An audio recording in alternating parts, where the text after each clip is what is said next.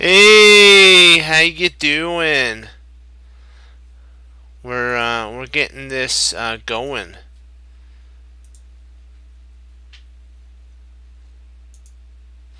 Hey, how you doing? Okay.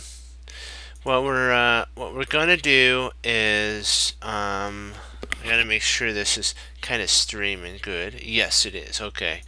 Sometimes it has hiccups. So this is a game between Ivan Sholov. I'm sorry if I'm pronouncing this. And his first name is Ivan. His last name is Sokolov.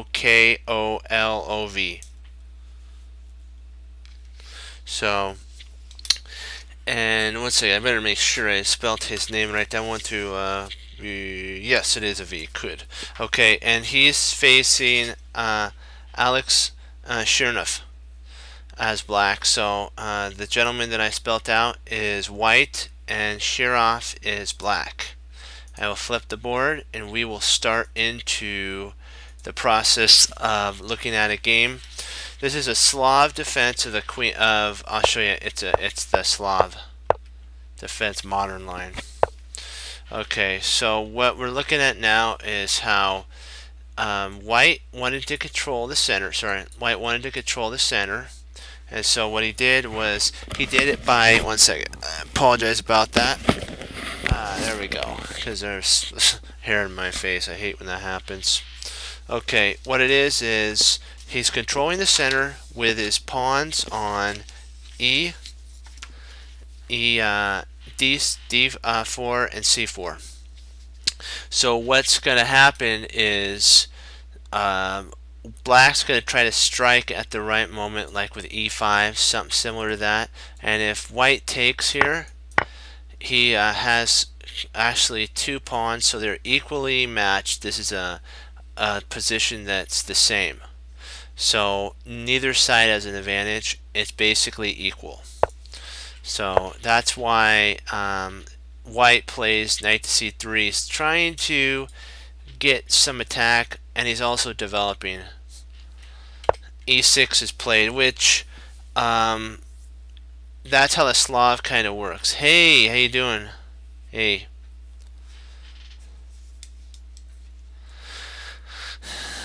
And so what would happen is if he took here, we would take back, and we kind of would have like a French. It kind of look very. It's still a Slav, but it's very French-like structured. It's a French without the C5 pawn, and without kind of the ability with for F6 to be played. So it's very interesting. Also, the French. I'm sorry. The French would actually have a pawn on E4 for white as well.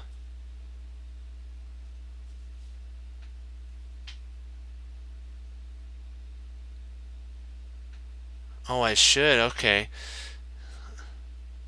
How do you?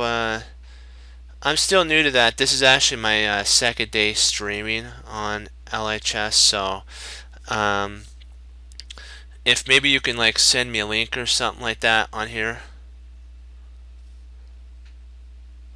Yeah, I'm glad that you're here too. And see, this is all about you guys and us as a team, basically training to get better. That's my goal, to improve the group. And so thank you. I got to look into that. So I'm still new to the LHS. I got accepted last night, and so I streamed on one of my programs with LHS. So it's been less than a day. It's probably been a day exactly. So I'm kind of new to that platform. I usually do Twitch, and so but I saw that some of the instructors were also doing LHS, like Chess Doctor. He's a really cool guy. I like his how he set stuff up. And so I thought, hey, that'd be cool if I can also participate to help, the chess community. And so I applied, and I was really happy that I got accepted. So Yeah, and I will have to do that because I was wondering how to actually do that because I tried to, I have a moderator and he's actually my brother, and so he takes a look to make sure everything is okay, and I wanted him to actually see if I was on there, so now I know that you have to actually apply for that. I'll have to do that after I get off the stream tonight. Thank you though for that advice because I would not have known that there was a problem. Thank you. That's the input. Oh, excellent. Perfect. Thank you. I'll pull that up on my site over here and then okay, perfect. And then what I'll do is I'll take care of that after stream so that it doesn't interrupt with the stream. Oops, there we go. I'll put that over there. There we go. Let me see. Am I back? Good. Okay, thank you for sending that. All right. Okay, where were we? We gotta hunker back down, and this is actually from Grandmaster Simon Williams's "How to Crush Your Chess Opponent." It's from in his book, and so he's a cool streaming guy too. I think he's Ginger GM. He's got some really cool. He does like Title Tuesdays and stuff. He also has a really good one if you're interested in the London. He's got, I think it's a 4-parter or a 3-parter on how to use the London for attacking. So that's out there on YouTube if you guys are interested in that. And so, but I wanted to do the Slav defense because my teacher actually he told me that if you ever get a position where you have a d4 back here, I'll show you d4, and he goes c4, you can transpose into what somewhat looks like a London system by going c6. It's more of an advanced line. A lot of players usually do. I think this is the Queen's Gambit. Yeah, a lot of players that I've played do the Queen's Gambit declined, and that's pretty popular. So, thank you. And so that's I've noticed, but the Slav is very unique. It's not club level. It's more of the grandmasters kind of use that. I've noticed in some of the games that I have studied. So we have to, one sec, gotta get a drink of water. I got a little dry mouth. There we go, good. Okay, perfect. And so we'll get back to where were we? Okay, G. Shirov's opponent, Shirov's black. I can't really pronounce his name, so I'm just gonna say white, and I'll do black for Shirov. So, and this has a dual purpose. It develops the bishop, attacks, pins the knight to the queen, and gets it outside of the pawn chain. So let's see, how many things is that? 1, 2. It has a 3 purpose. My teacher told me that what you have to do is you have to either have a move. The move you play has to either have 2 or 3 ideas behind it. Like this one has developing, pinning, and potentially e3 outside the pawn chain. So that's a 3 move idea, and probably there's a lot more to this idea because they're both like, I don't know if he's a grandmaster, but he's a really good strong player. I went over the game, so I know he might be 2500. He didn't put his rating in there, so I'm not sure. I can't guarantee what rating Shirov's opponent is as white. But this is cool. That's what the Slav. That's the problem if you take on c4 with the Slav. You surrender the center with the 2 pawns. You got to be very careful when you're deciding to take. But you can hold on, and you got to be very careful if you're trying to hold the c pawn, because white can undermine the pawn pretty easily with potentially b4, b3. And sometimes I've seen a structure where a player's played that. You could play here and here, and then man, you have a crunch on that side. So sometimes you have to give back the c pawn, but if you know how to handle the Slav, you can actually hold the c5 c4 pawn for a long time, and that's what Shirov actually does. So b5, so it's like he's going to try to hold it as long as he can. But the problem with trying to hold it is there's a pin to the queen, so e5 is played, and it's the only way to handle that is actually h6, and then the bishop retreats back to h4. g5, pawn g5 actually stops the it prevents the pin from being there no more, so that when the bishop moves back, if it doesn't and you take here, you could just take, and then if the knight takes, queen takes. Pretty interesting position. I would say that one weakness for black is his queen slightly developed a little early. White's weakness, though, is, of course, we know that a knight on the rim is grim, so you have to kind of be, I always use that motto when I start thinking about moving my knight to the rim. Does it have an idea that could maybe a move or two later bring it back in, or is it just kind of a null move? And I try not to play those null moves. I'll show you guys a game that I recently played against a 21 52 level player, and I was able to today, or a couple hours ago, I crossed the 2000 level mark, and I really thank the Lord for that. That was really cool. It was an excellent strategic game, so that's why I wanted to show you guys this after the game between Shirov as black and his opponent as white.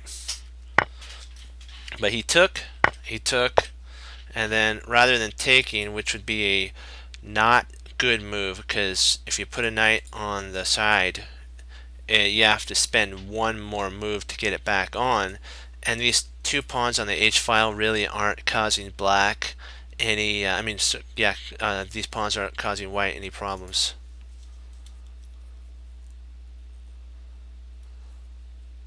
Oh, probably.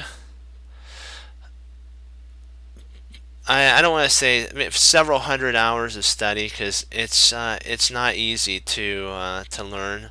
It's taken me a while to get down the patterns. Also, by streaming on here and teaching, it's really helped me to improve on. Simon Williams says this, that you should be able to explain, Grandmaster Simon Williams, sorry, when I give him his rightful title, that you should be able to explain each move. And so by me being able to talk games out like this, I'm able to, in my mind, when I'm playing seeing moves, I'm able to talk out plans where I want to go and how to get there. And so by me being able to teach you guys and helping you guys, you are helping me improve as well. So I thank you for logging on and participating. That's the main thing. So I wanted to tell you guys that. So that's that's a lot of the study that's helping me. And so if I had to answer that point, a lot of time. I don't really know how much, but a lot of time.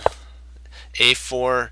So what we have to do is in the Slav, I've did a little bit of study on it, not much, that he tries to counter on the queen side a lot. If he can break this structure up here, white has an advantage because of these weaknesses. The two H4 and H6 pawn weakness. That's why white strikes out really hard with like A4 and B3 to undermine this structure. It's black's main advantage. If he can get this pawn pushed and get his structure going, he's got a 2 versus 3 majority, because then these would be considered a majority and white only has 2. So you always have to look at, you have to decide how you're going to handle the majority and the minority pawn attacks. It has to be planned out right on. And these guys know exactly, the grandmasters, or I know Shirov's a grandmaster, but I'm not sure about his opponent. They know why these moves are played, and they understand them. Understanding is huge in chess. You don't want to just play a move. You want to make sure your move has a purpose, like the bishop to b7 that Shirov played has a purpose later on of opening an attack along the a8 to h1 diagonal. So if white ever thinks about castling, he's got to be careful with a mate threat on g2 with either, well, not with a rook, but maybe losing a pawn in front and then getting really hurt. Maybe even he's using his h-pawn if white castles. These guys maybe can be used as guys to come in and, for the cause, give maybe their life to open the position up. You know, you have to think of that. That's, Shirov's known for those type of moves. He's a very sharp attacking player. And this right here was considered an exclam move here, because what's happening is if you take back, excuse me, you can actually come in with a check here, and then potentially the king's going to have to move. Well, let me turn on the engine real quick to see if what I moved was correct, because I want to make sure that each move is the strongest, and I'll see if I believe that's correct. I just want to make sure. Yep, okay, perfect. Then we are right. Okay. The bishop would have to come, and then let's see. Oh, okay. What happens if the knight moves, though? Oh, check. Okay, you just start hammering away at. Oh, okay. And this is, if he moves up here, this is a bad move, because then you win material. He has to go back, and then smack, and then you lose that rook. So that's why, sorry, I gotta go back. That's why he didn't take. He played Shirov played a6. White plays some really good. Oh, excellent. You know what? I'm glad if I can help you get better. You know, in chess, that's what it's about. You know, and it's this is a stellar move as well that his opponent drops on him, which was boom, knight b4, and the idea again is if takes, which he has to at this point, he gets totally smacked with the taking. It's like black just got his defenses just tore apart, and it's like, ouch. This is pain to have this happen to you. You got one piece, you have four pieces ready to come to life and basically just take you out, and it's not fun. So d8 has to be played, which is actually the best move for Shirov. So,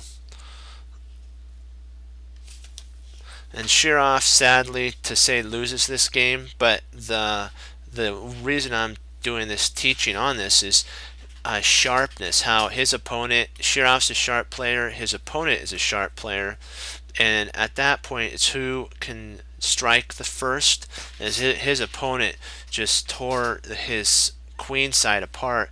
Now his king has to move out in the center, the rook goes, it's like, ouch. Then a4 comes in. Now there's a threat of potentially, let me see, winning the bishop and then the knight. So Shirov's trying to get his bishop going. Yeah, it is. The knight actually comes and tries to, you know, cause some problems here, but he retreats back. So Shirov's doing the best that he can. White still gets a piece, though. This is still happening. There's still that around. There's still this menacing knight. Potentially, if castled, you have another rook coming in and just crunch.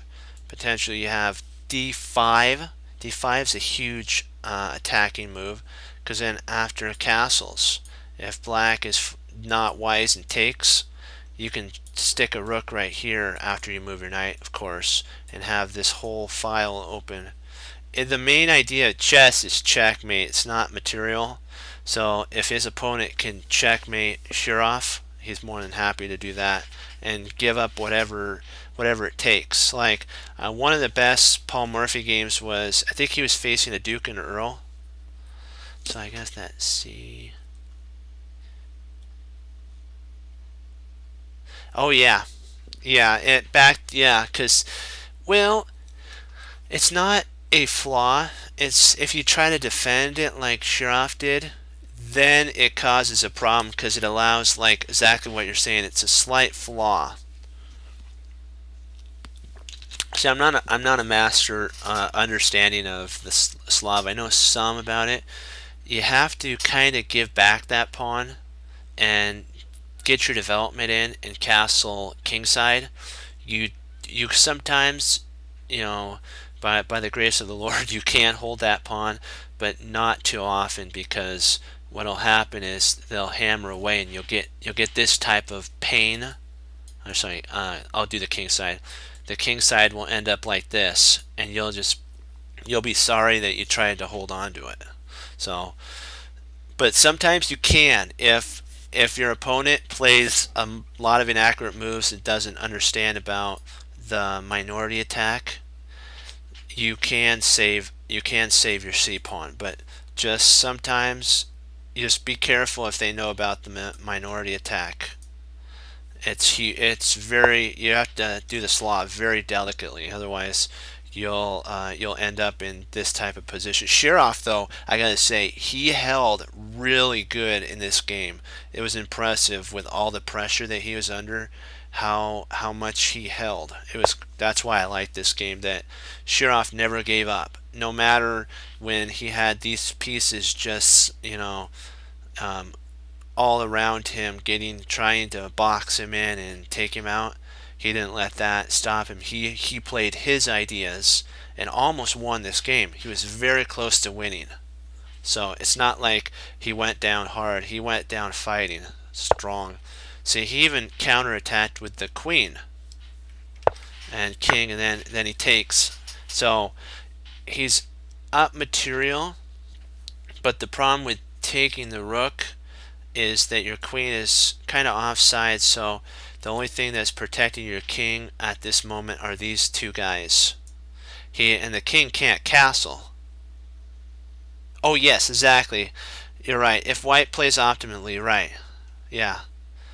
And white has to know a good amount about the Slav as well. So usually black's gonna play more of the if you're white, you're going to have more of the Queen's Gambit. Not Queen's Gambit, sorry. Yeah, Queen's Gambit declined in that type of situation. So they're not really going to play the Slav, because you have to know a pretty good amount of theory for the Slav. I usually play the French. Are the Slav, are the Queen's Gambit declined? Those type of situations. They're pretty okay if you know how to play. Like white that's actually, I think that was let's see, I gotta go back. Hold on. Oops. Let's see, 16.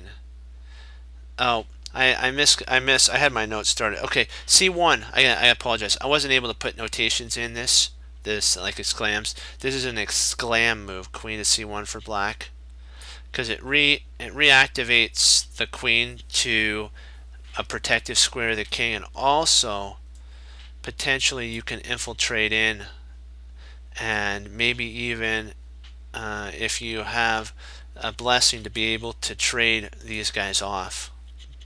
And that's kind of what black's wanting to do, is get the queens off the board, even if he has to sack this rook.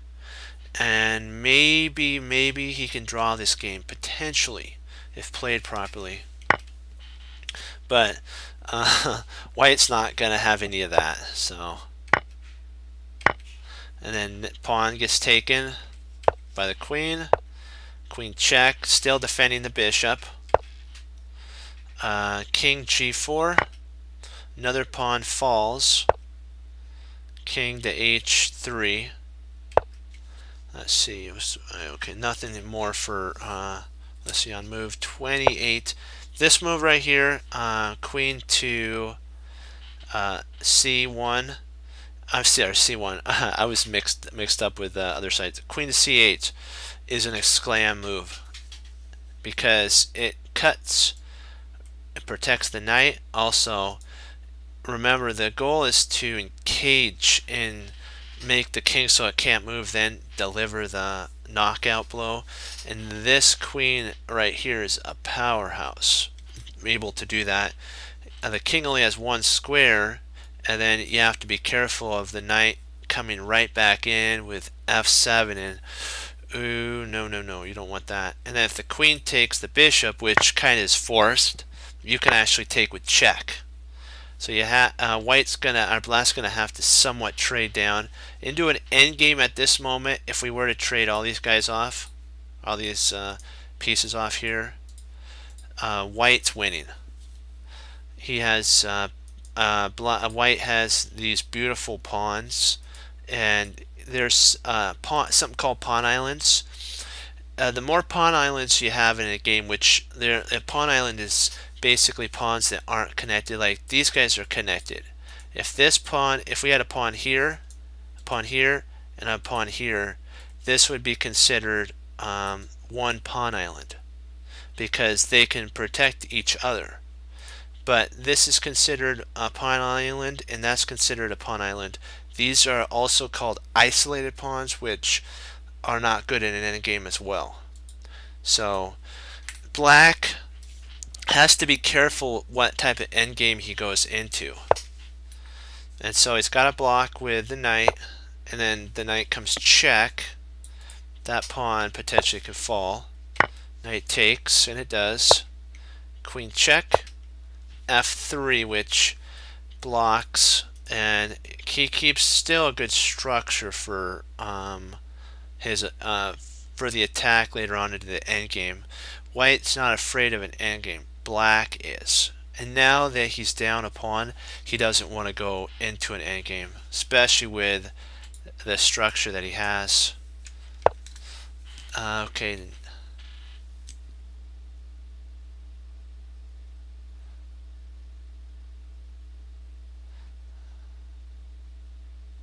Yeah. Yeah, the French, in the French, there's actually two breaks. There's the C5 and F6 break, like what you're saying.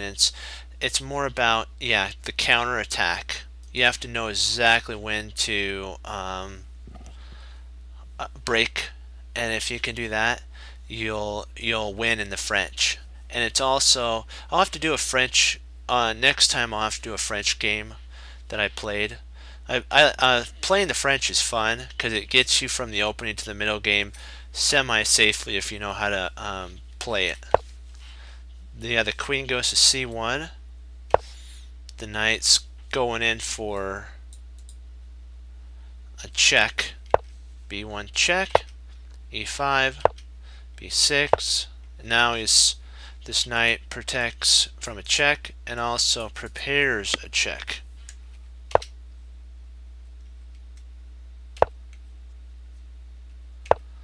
Queen check, a pen, king, knight g. So now it's coming down, and it's not real fun at all for his opponent. He takes, and there's no stopping this mate here. This is unstoppable mate. There's no way to stop without sacrificing the queen. Like the move that he'd have to play is there. And because there's really nothing he can do. Maybe he can give his queen. Let me see what could he do. No, even if he went up here loses, there loses to that. Yeah, the game's basically over, and so Shirov resigned. But I gotta say one thing, he did fight to the very end, and he did play a really good game.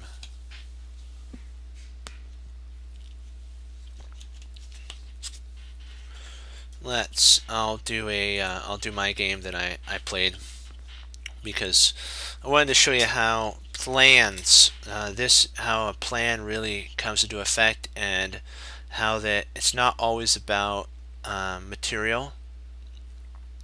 It's about winning and checkmating. So I'll show you how I played the London. It's not really the London. It's like the Madison attack. Let me see. I'll put on the analysis board. Sorry about that. Queen's pawn. Let's see. Actually, he played the Queen's pawn opening. Sorry. I took on. Well, I'm glad to help. That's the whole thing. Yeah. And the queen. See, what I want to do is we're going into a closed endgame, and knights are really good in a closed game. So I got rid of one of his knights, and if you notice that his bishop is so bad, how many pawns are on the same color?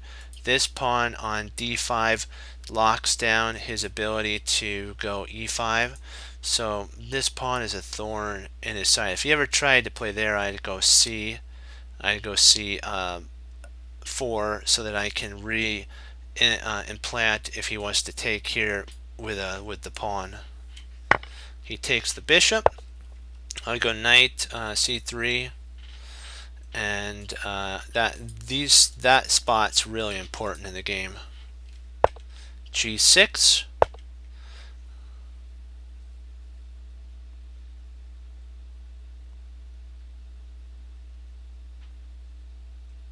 Oh, okay. I'll go back. Well, see what I had to do was I'll show you right here. Okay, right. I'll show you when this bishop at this moment is his good piece. This knight is a good piece. But see, yes, I had to sacrifice my light square bishop. Which, how you tell what's a bad piece for a bishop is you look at the color of pawns. What color is the pawns on? And in this situation, the dark square bishop has more pawns on the color. I'm sorry, the pawns are on dark squares, and you want to make sure that if you have a bishop, like even if it's just you have one bishop, you want to put these pawns on. Let me see. Yeah, you want to put these pawns on light squares, because then it gives your bishop more scope for an attack. I know these are kind of a lot of arrows, but I just wanted to kind of show you how that would. Let me see. See, I'll just play this move because it's on a pawn's on the e6 square. Now gives that bishop a spot to go to. This didn't happen in the game. I just want to show you. And let's say that I just play here. Now, because these two pawns are on the opposite color of this bishop has more scope. And then let's say that I'm just making moves for me. Now this bishop has the ability of going this way, because the pawns are on the opposite color of what the bishop is. It gives the bishop all those squares that it was once blocked into for mobility. So that's how you know which bishop to trade off. You want to trade off his most active, your opponent's most active bishop.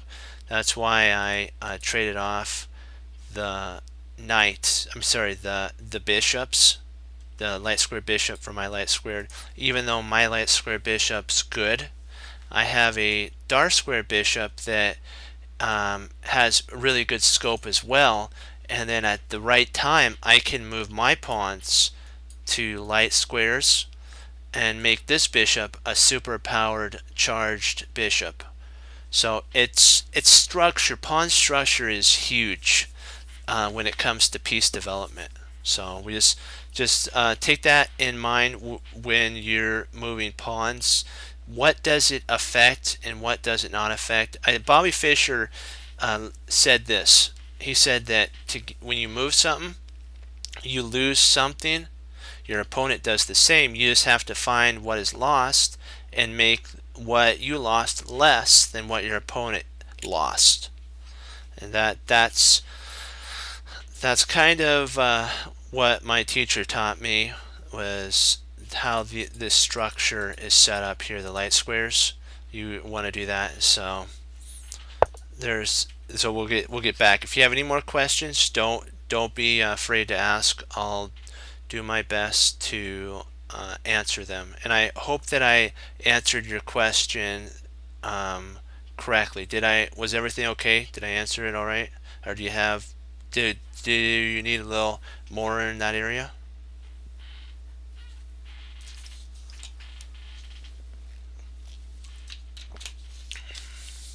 Okay. B5, and then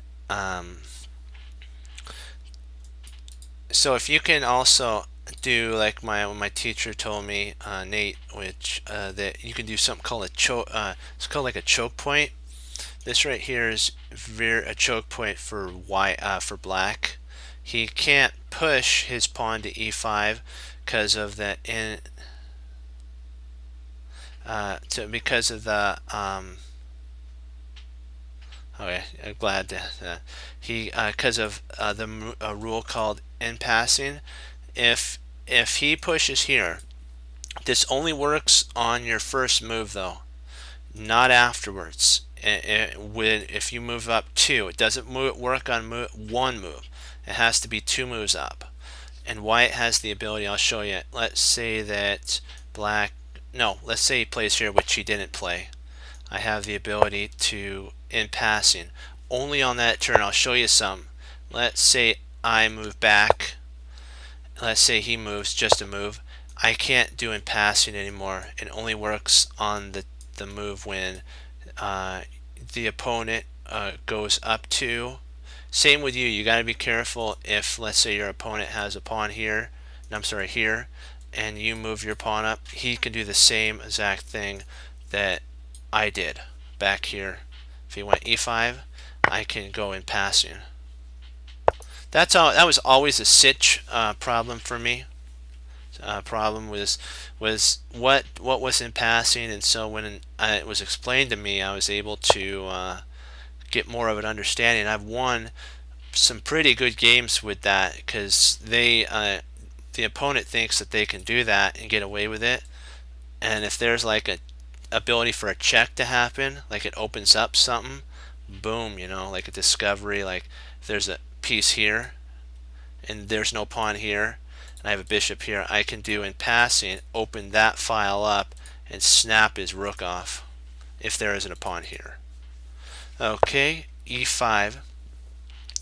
So I have to at this point make a decision, and I said, do I want to allow his knight to be positioned on d5, which his knight on d5 is really strong, and what I really thought he was going to do when I took was take back with his knight. I was hoping that he wouldn't, but if he did, it still would have been okay, but I was hoping that he wouldn't. He took back with his queen, and then it allowed me to do an attack. He took back with the f6 to e5, and my structure, if I was to go into an endgame right now, I would be slightly better because of how fractured his position is. I have one pawn island. Yeah, yes, it looks like this is advanced, but these are all connected. And that's how you can tell if it's a pawn island. Because of his taking here, it created two pawn islands. So, and the weakness is right there. If I can get like a piece to e6, like sorry, not a piece, a knight to e6 or a knight to g6, I have really strong knights. And so that's kind of what my plan is. I want to implant a knight here, and the first thing I have to do is go here and then come in. Either here and come in, or here and then come in. He goes g6 to let his bishop out, and that's the only move that can. I bring my queen up. See, every move has a weakness. When he played b6, this pawn no longer has any defenders. So if he plays something like, we'll just say here, I can snap off with check and attack is, there's nothing to protect it because the pawn took back. The pawn that was here is right there. No longer is it protecting that pawn. So king f7 is what's played. He's got to hold on to that because it would look very icky. Not icky. It'd look very not fun to have to put his rook on h6 because he would then have to babysit a pawn.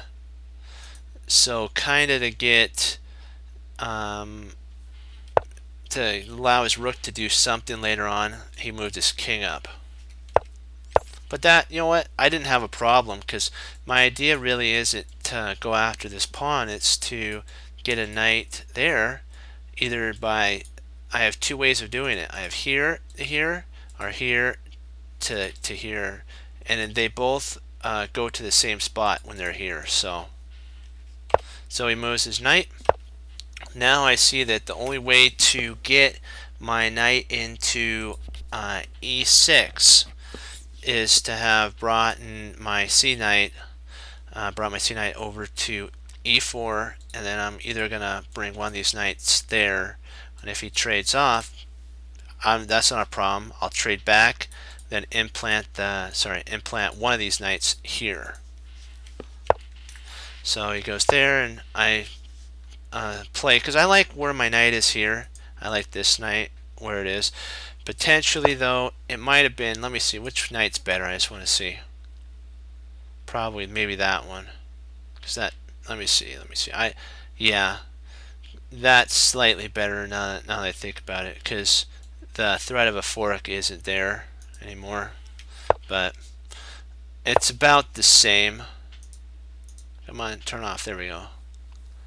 So I check, and then I now have my goal.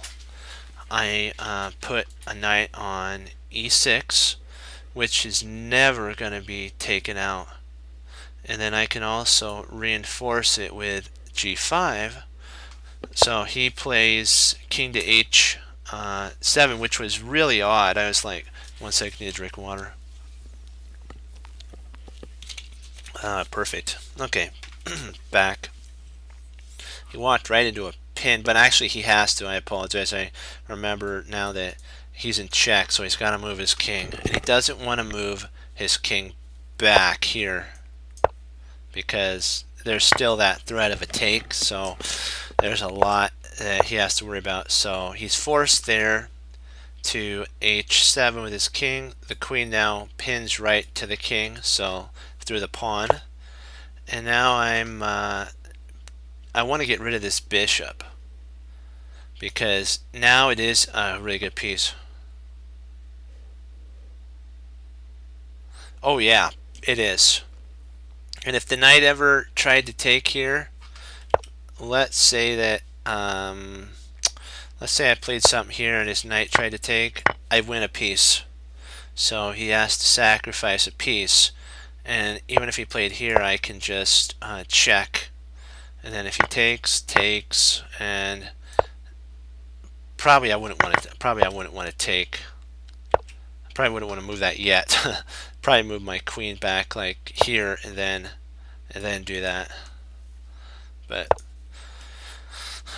yeah, sometimes you get those anchor points, and they're like, wow. Especially if it happens to you, it's not fun. So I took, and then I implanted my knight back there.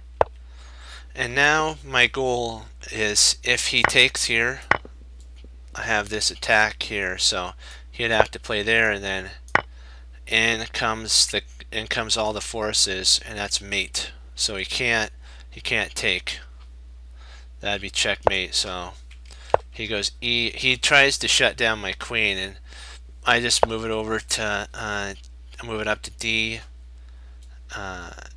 D5 because this pawn's still under attack. Also, potentially I can, if he allots me, I can go g5, and if he moves his knight back, yes, it protects this square, but now I can bring my rook in, or even take. Sorry, no, rook in here, and let me see. Actually, let me see. Let's see if he moves back.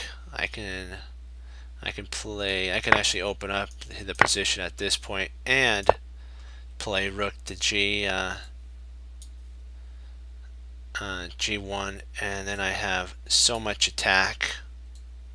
And then if need be, I can just castle queenside, and I have every piece going. So he goes e4, queen d4, c5. I'm staying in contact with there, and if he takes here and is greedy, there's a mate. So he can't take. So he's kind of stuck. He's like, his horse is looking at the piece it wants to take, but it can't, because the knight is guarding the only checkmate square right there. So it's like, oh. So he goes b5, and then I go b3. It's my goal of b3 is, I know he's going to play b4, and when he plays b4, I'll just retreat my queen to b2. And then now I have still the threat of mate on g7, but my queen's safe. He moves his rook. Now there's really no point in setting this up anymore. His rook guards the square, so his knight's going to move. So I now have to move my queen to d2 to guard the anchor point. And after that move, if I have a chance, I'm going to go c4. Then if he takes, I'll take back, and now this anchor point is there indefinitely. And I could even castle kingside, which is what I do, because of he locks the structure down. I'm like, you gotta be kidding me, really? Because now I got my c4 pawn in, g5. I was like, wow. I go c2, queen c2, because now I have the ability of renewing a pin. If this rook ever moves off this file as well, I have a check here. So if it ever goes here, I have a check, and then I just bring it right back. So I'm actually pushing the tempo of the game. I'm making my opponent play the way I want him to do. So king moves to h6. He wants to get out of this pin mighty hard, mighty. So I castle, because now my idea is to go in passing, have him in passing and then take. Then I have an double open rook. I'll have a rook here. This rook will be here, and this rook will go here, and then I can really do some damage. a5. He goes e takes a like I wanted. a4. Doubling up. Now that this pawn, this is open as well, there's a humongous threat. I can just take now and totally destroy the position and basically win the game. He goes h7. He doesn't want this trade to happen. He wants this pawn to kind of protect the square. He wants the knight to protect the square and the pawn. What he doesn't understand, though, is I am now again with rook to f7 threatening mate with my queen and rook. Even rook takes as mate. I don't have to take with the queen. That would be mate, so there would be two mates. He has to go to h8, which is a very sad move to do. So I go queen to d2. Now my idea is at the right, I'm going to go e4, rook takes knight, and then queen takes g5 mate. That was my goal. He takes, and I don't mind giving up this pawn side, because remember the goal is checkmate, so I just go along with my plan of e4. Now I'm getting ready for my take, and then take, and if king takes, I then can bring my rook up, and then I can bring my queen in, and bang bang, it's all over. Takes there, and then I take the knight, takes with the king, I take, and the cool thing about, he could potentially, if he wants to, queen, it doesn't matter. I have check. Let's see, how does that work here? Oops, I'm sorry. Hold on. What? Where can he move? Hold on. Oh, he has to move back, and then mate one. There we go. I knew there, right there. So he can't queen.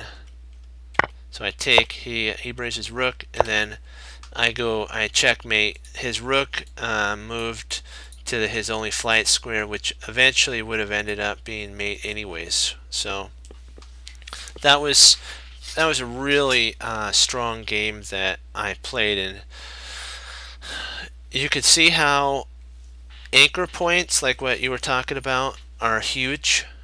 How this d5 pawn really made a difference in the game. Also, the trading of my bishops for the two knights in an endgame, a closed game, also was huge. How I was able to maneuver my queen and take advantage of all the diagonals, the positions, the weaknesses. All that was an important part as well. Let me see what else. How the rooks, how he actually, by locking down the structure, allowed me to castle. So I was able to bring a rook that was doing nothing on h1. Hey, how you doing? I'm glad you liked the game. That was it was a really I was really happy. I'm now 2007. So that was today. I crossed over the 2000 marker. I was like, yay! I thank the Lord for that. Totally, it was like, thank you, Lord, because and how cool he allowed me to be able to cross over with such a beautiful game. I was able to cross over to the 2000 marker, and so with that, hey, I'm glad you liked it. Yeah, I'm trying because like Grandmaster. Yeah, that was good. Like how Ginger GM or Grandmaster Simon Williams says, you have to be able to speak out these moves. Think if you had a teacher, a chess teacher there, and he asked you this: why did you move that move? And if you can give a reason for it, it's a good move. When he was 14, he told the story about, I forgot which grandmaster he was able to see though, and he says the grandmaster asked the whole crowd, because he was 14, there was a whole bunch of 14-year-olds in the group. He says, what move to move? And so Simon Williams raised his hand and says, that move there. And the grandmaster asked, please give me an example why you moved that move. He says, I moved the move because it looked good. And the grandmaster was really nice. He says, son, that's not a reason to move a move because it looks good. The reason to move a move is to have an understanding and an idea of where you're going to go. And so that affected his life so much that he said that he applied that to all of his games, and he got to be a grandmaster. So it works from first-hand experience. That's what he said. So, all right, enough of that. We'll get into our puzzle time and have some fun. We yesterday crossed over to the 2300 level tactic marker, so we're 2307, and so let's continue to see what we got, and we got to make sure that the moves we play are correct, because now you lose a lot of points if they're not, and it would be so sad to lose points because of just slight inaccurate calculation. Oh, that's better. My throat was a little dry there for a second. Okay, now we're into our fun. I like doing games and end game and all that, but tactics, that's like candy, you know, to me. I love tactics. It's the funnest thing to do because my favorite, if I was to say what my favorite teacher, yeah, what my favorite teacher, not teacher, my favorite grandmaster for tactics would be Emmanuel Tall. He's the tactic guru, so he's got cool tactics. Let's see, what do we got here? Okay, so, okay. Boy, all of our pieces are on the queen side, aren't they? This is interesting for sure. Let's see. We have a pin with our bishop onto the queen here. So if somehow we can remove this, we can win the queen with an attack because of the rook protects that. Oh yeah, Bobby Fischer. Yeah, he's also you know one of the best attackers as well. As well, I agree.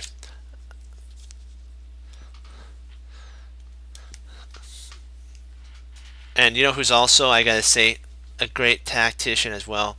I gotta give credit. The world champion Magnus Carlsen is an excellent tactician too. So, like what you're saying, Tall, because he was the oldest out of the bunch. Fischer, and then a world champion grandmaster Magnus Carlsen's good to also study games for tactics. Those three are really good. But if you're more of a positional player, Grandmaster Karpov's really a good player to look for positional moves. But if you're like super attacking, the two players that I would probably say to look at is Magnus Carlsen, world champion, and the former world champion Gary Kasparov. Hey, how you doing? Those, I hope I'm not giving talking too fast. I sometimes don't like when people talk real fast. If you guys need any help that I missed something or you didn't get something, I'll just put it in the chat. We'll go back and we'll talk about it. Okay? We're all about learning here. That's the purpose of this chat. Is for us as a professional group to improve.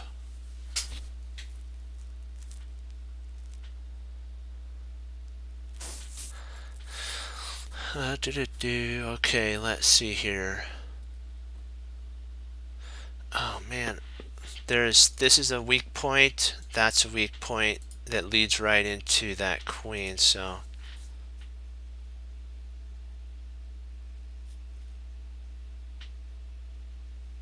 I'm glad.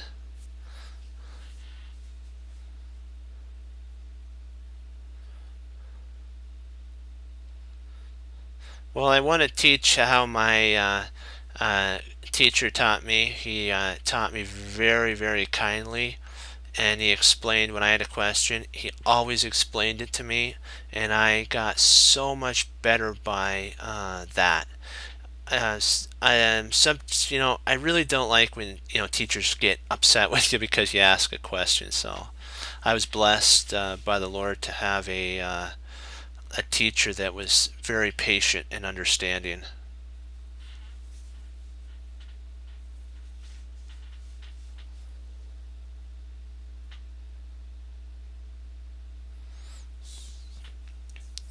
So let's see here. Yeah, I have to so I can be put on the main page of LHS so that we can have more professional and learning. I got to go back. I just published I just got on like a full day ago, so still learning the ropes, but I'm so blessed to be on two sites now.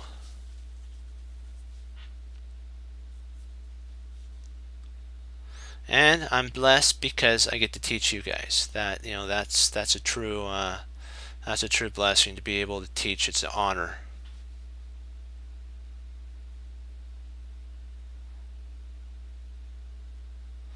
Let's see. I'm trying to figure out how can we take advantage of these 2 points. So, because this is this side is totally locked down, so there's really nothing that we can do over here. This is more of the play right now on this side of the board, the queen side. Oops. Boom, boom, boom. There we go.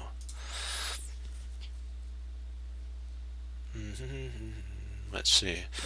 If you guys have any ideas, feel free on this tactic to put in. We'll go over them.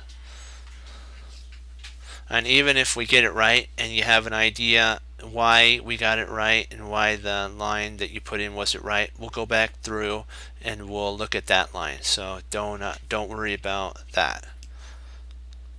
And I'll write down so I don't forget. Sometimes I get so into a tactic that I forget to go back over a line that you guys asked, and so I write the name down and go over the line so I can remember. So if I look down when you write something like that in, I'm writing that down so I can remember.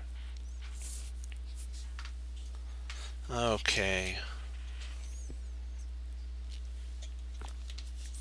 Oh boy, boy, boy, boy.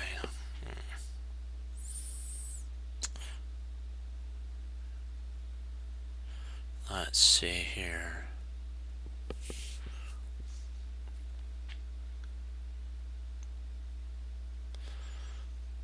Let's see.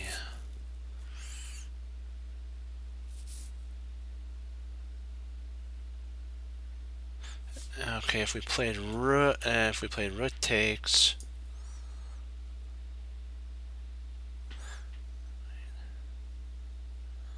Yeah, Queen A2 is I was looking at that. That's a really good move as well. Queen A2 is good.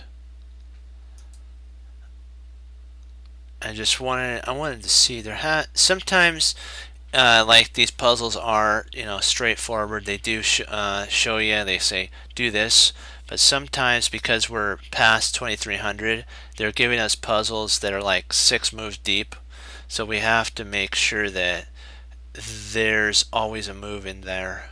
But I think that's close to it. I know that might be, but let's see here. Let's see, because that does a couple things. It pins the knight to the queen, so if this knight moves, like if we had queen here and we got another move, we can actually play rook takes, rook takes, rook takes, and we've won a whole rook because this knight can't move. Yeah, I think that's it. I'm trying to see, is there anything else that potentially could work? Anything else? Let's see. Nothing. That doesn't work because that allows that input to be played. Let's see, here, and we don't have a pin on the queen, so he now has two defenders to our two defenders after the knight gives its life up. So that doesn't work. So I'm trying to see anything. The bishop takes here doesn't work because there's 3 defenders on that. Queen takes doesn't work. Knight takes there doesn't work. So I'm trying to see. I want to make sure that this is right. Well, these are so much fun. I enjoy doing them. Let's see. Let's give it a shot. Oh, you went. Okay, so knight takes C. We'll say knight takes. Bishop takes. Rook takes. Drat. We don't have enough attackers. We only have 3, and he's got 3 defenders. I believe what you guys say. I believe A2 is probably correct. Are we all in agreement on that?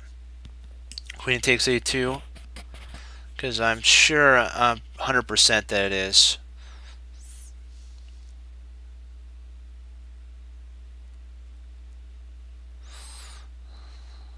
Okay, so we got 1, we got 2. How about you? Do we still think it's a knight C4, or do we want to try Queen A1 takes? I mean A2. Queen takes A2. Let's give it a shot. Yep. That's the only sitch I was afraid of. Let's see. What do we got here? What do we got? What do we got? What do we got?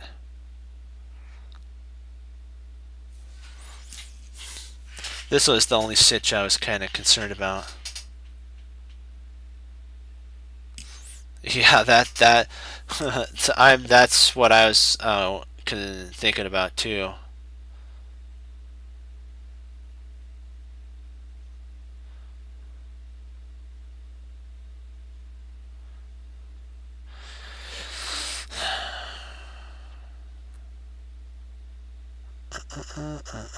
Let's see if we play knight.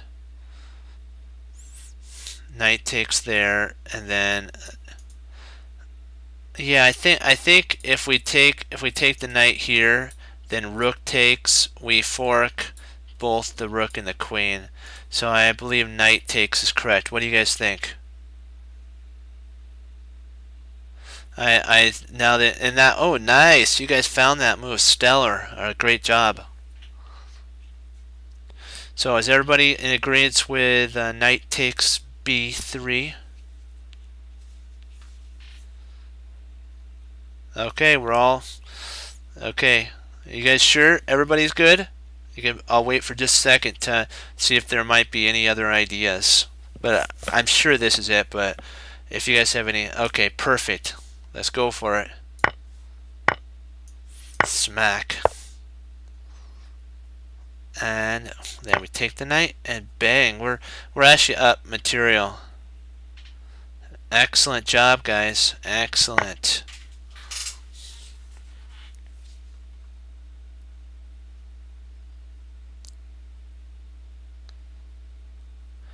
Let's see here.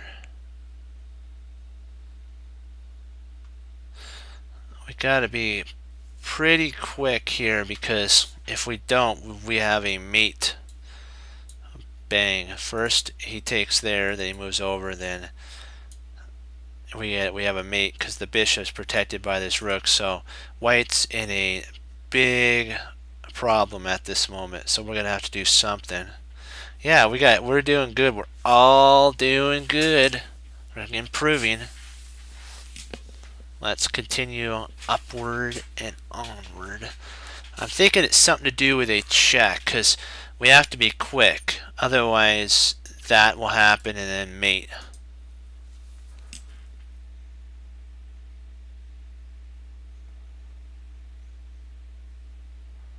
Oh, yeah. Oh, don't worry. Hey, you know what? Don't worry. You know what? Feel free to put ideas in. Nobody's going to get upset. We're here to help. Remember, this is a friendly site, not. We're open for learning.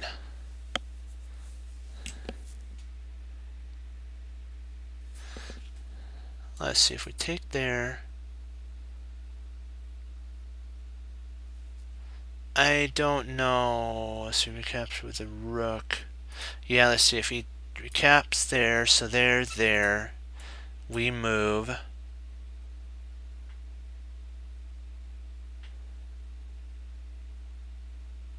Yeah, I think you're right.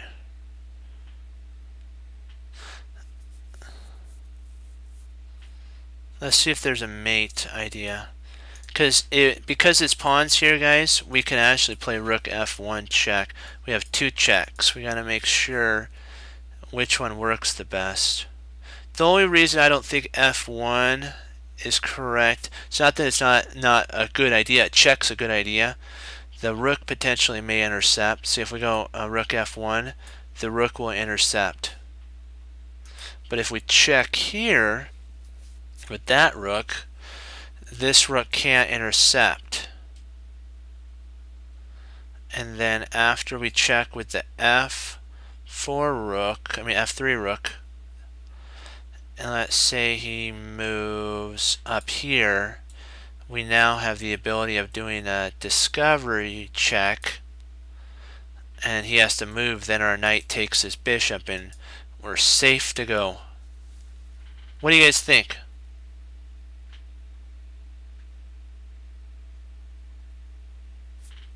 Are we all in agreement? Because, and then now but we have to do one thing. We have to calculate, what if he moves here? Oh, you're right, Snikes. That is, ouch. That's right. I miscalculated that totally. That's a discovery. And then we're in a problem again. So I think we do have to attack. What that is yeah. So we have to take then. The only sitch is, what happens if we take there?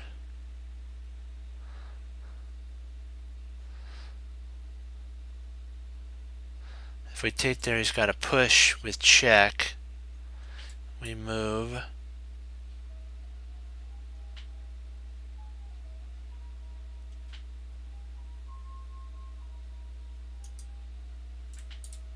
Oops, my bad. Okay, if we take there, he still has a check there. But wait a second. Oh, I can't believe that. The pawn's there, so there's no check. Oh, silly me. That's funny. Even if he did play that, we can move over, and he'd have to take. That'd give us the one move to save our position. Okay. Yeah, taking is right. Yeah, taking is correct. What do you guys think?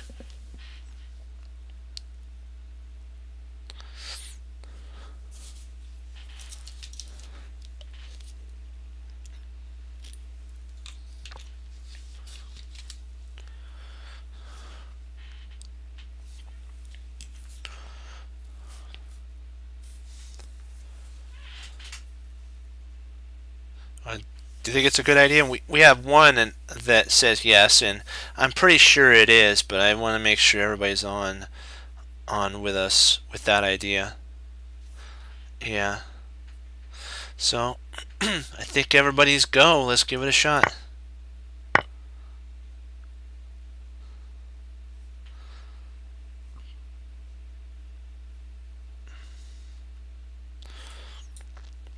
Oh boy, let's see here. I think we just move. I think it's forced. The only thing to do is move. There we go. Good find. Good catch there. I even missed that. Those are interesting lines for sure. Let's see here. Do.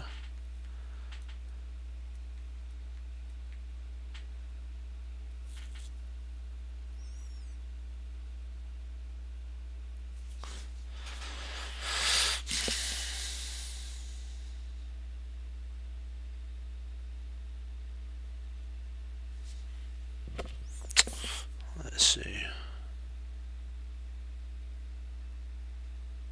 Yeah.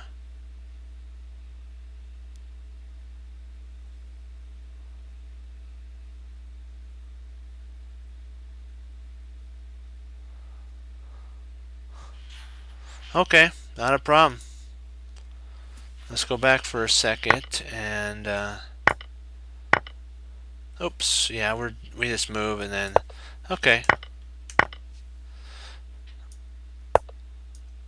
Yep, you're right. That's a total winning. Let's see if that. I think you're right. Let me see which one. It's got to make sure. Yep. Wait. What's it say? What does it want? Yep. You're 100% right on that. Yep.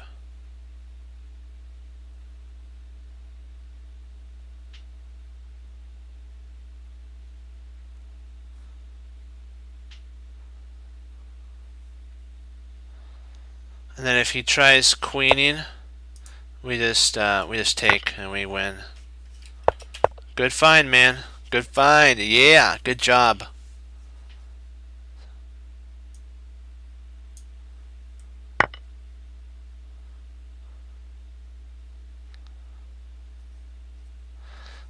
Okay, we'll go. Let's see how we do here.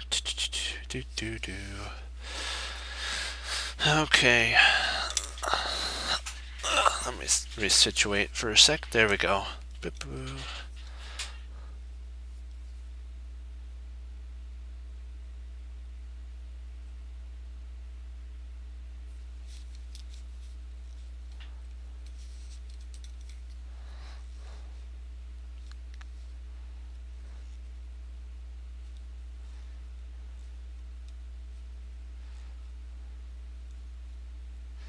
Okay.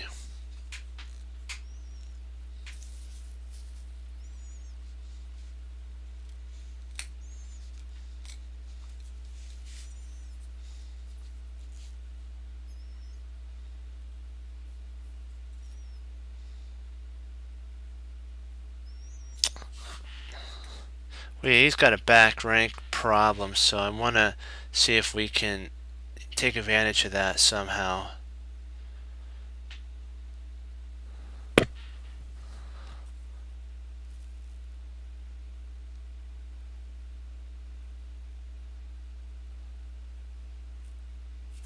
I'm thinking it's something to do with a knight move that we can kind of maybe attack the rook and the knight, and then nope, that's bad. No, that's wrong because his knight takes. Well, maybe takes, then queen takes. We have mate.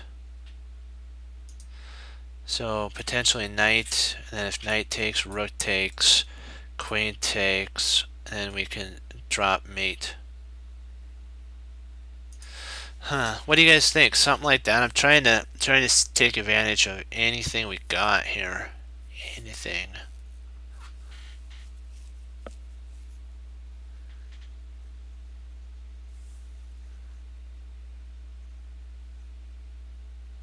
The only stitch though is if we do that. If we play here, he can't take our rook. So drat. That's not fun.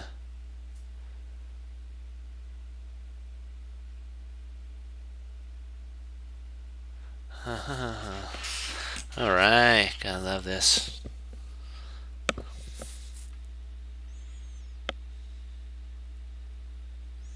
Yeah, exactly.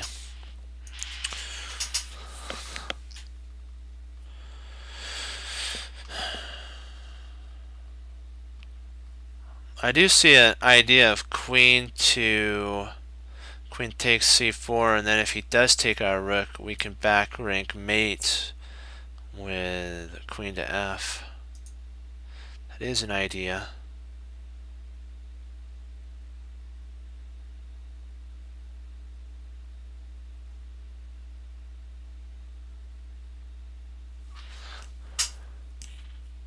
Because we can't take because he can drop a total family fork on us, and that is not fun. So we got to do something. If we move the queen up, threatening mate, we can take at that point. We remove the... No, we still can't take, drat. Well, yes, no. Let's see. Yes, then there. Yeah, I think we still can, because if we come up here, let's say he did something, we took, let's say he forked, we move, he takes, so be it, we come in with mate. What do you guys think? Queen there, that's what I'm looking at. Also, we're threatening a triple attack on this pawn. I mean on this pawn, sorry, on this knight. Triple attack.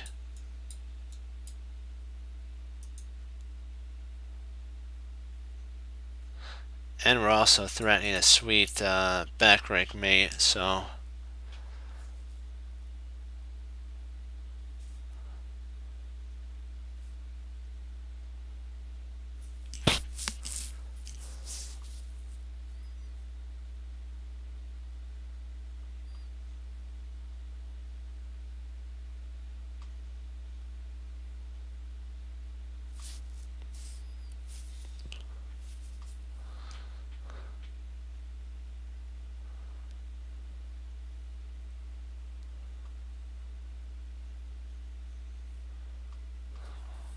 What you guys think? Queen takes on c4.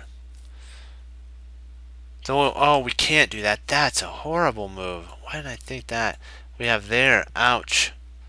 No, that I did a bad. That was bad on my part.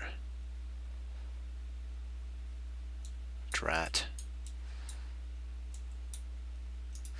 Let's see. We gotta go to the go back to the drawing board a little bit.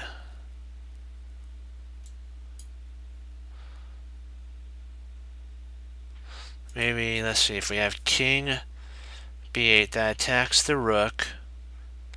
That king b8's an interesting idea.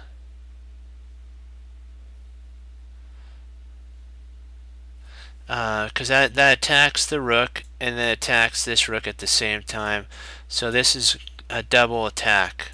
The king attacks that rook, the king attacks that rook. But the only sitch is, do we lose something by doing that? Because if we move our king, he still potentially could take. Then we take. Or maybe if he moves here or there. Then we take with it. Oh, he might. I think he no. Then we take back. Huh? Do we equalize here?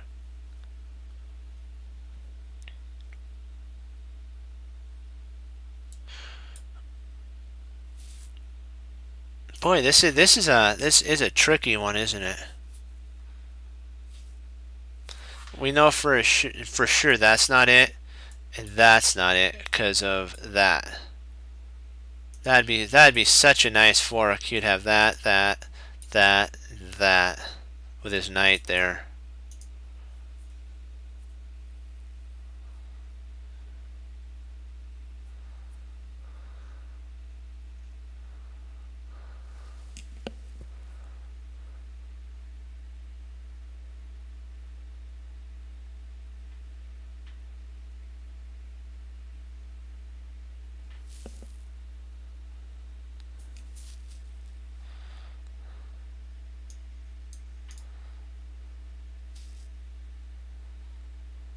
Okay, let's see. After our takes are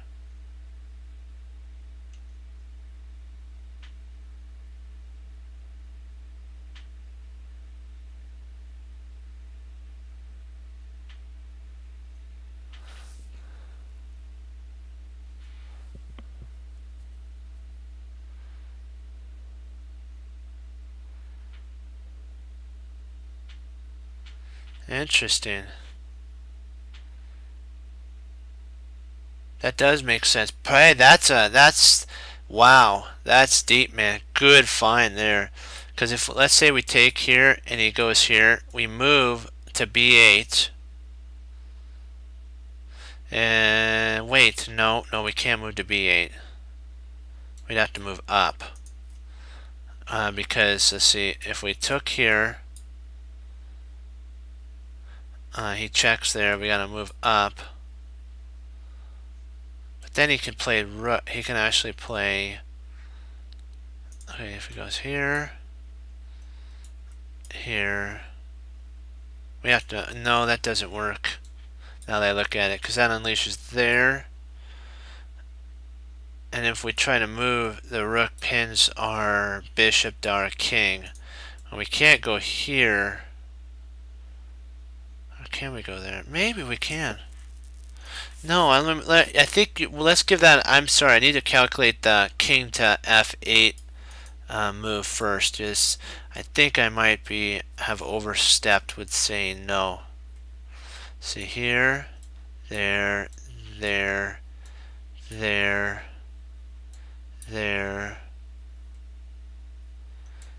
check. We take rook, queen takes. No, I think we lose. I think we do lose.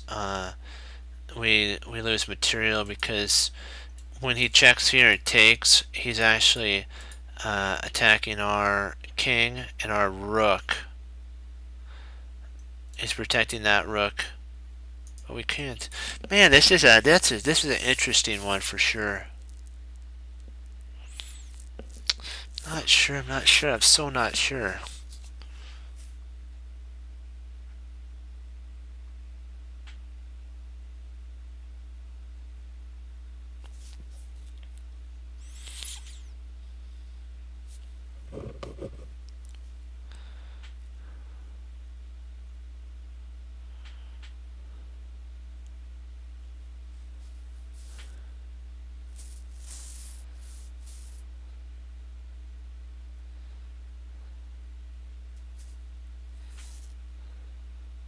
Let's see if we, okay, if he goes there, let's say trades, takes.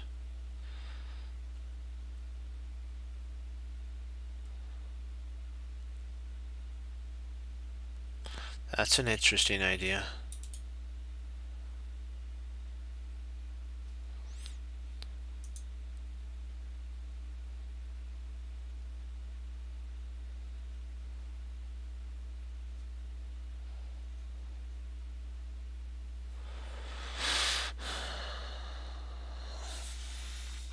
Well, we will find this, guys. Do not worry. We will find this.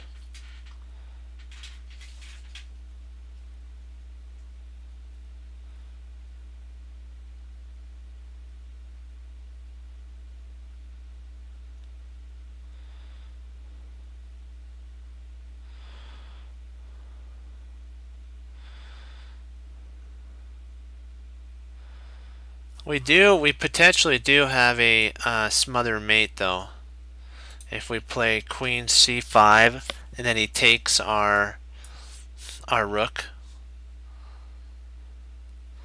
we can go knight check, and then if he doesn't take with his queen, and let's say he moves his king, we can come here, and then if he goes back, we can attack there.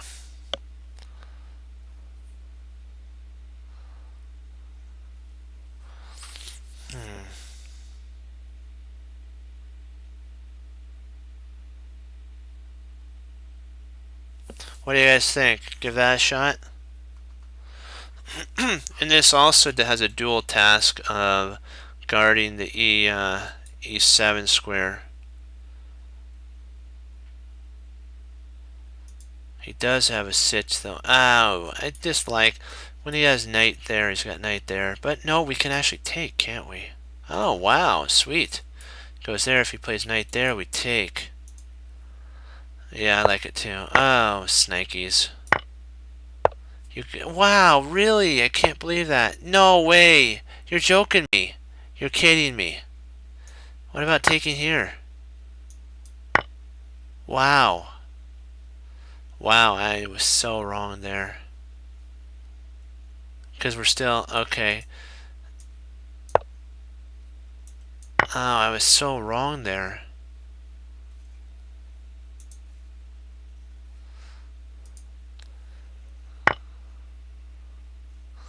Thank you. I'm sorry about that. We should have went with that idea. But I'll show you my idea though. I'll go back because you know what we have to. I'll show you my idea here. If he takes here, and then if he doesn't, we'll just say he doesn't take. We'll say he moves his king.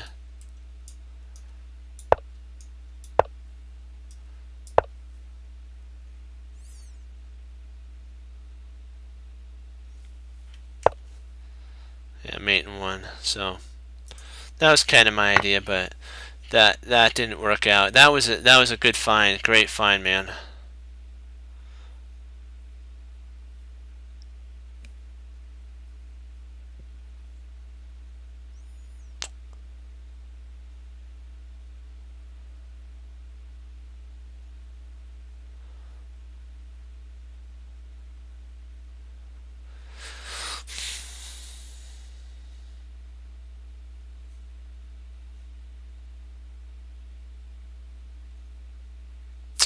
Let's see if we played bishop takes, rook takes, knight check, rook check.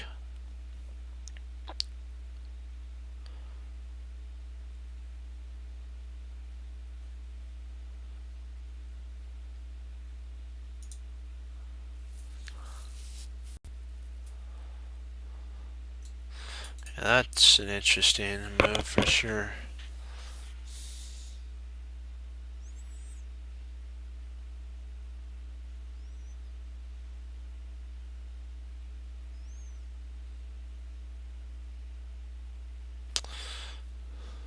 What do you guys think? Rook takes knight, or bishop takes knight?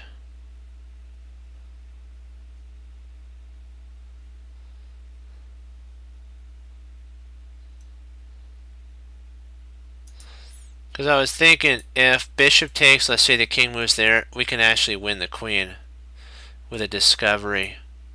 And then we snap off her lady. And if we take here and here, we can actually win more material. We can win a rook for a bishop rather than just a bishop for a rook. What do you guys think? There, which one?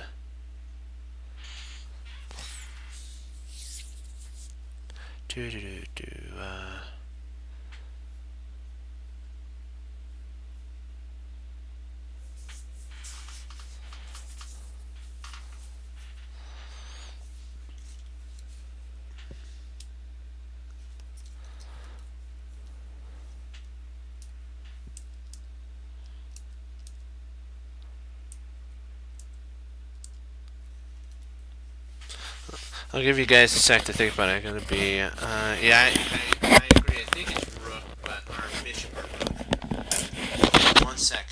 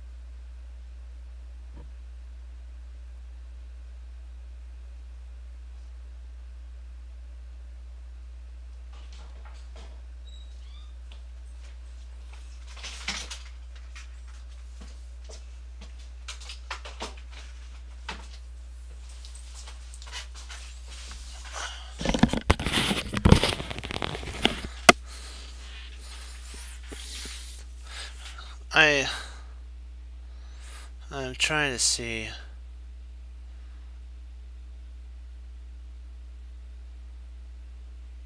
Let's see. Is there any? Let's see any counter. Let's see if he plays here. He takes there, and we take there. I don't think there's any. Potentially, there is that, isn't there?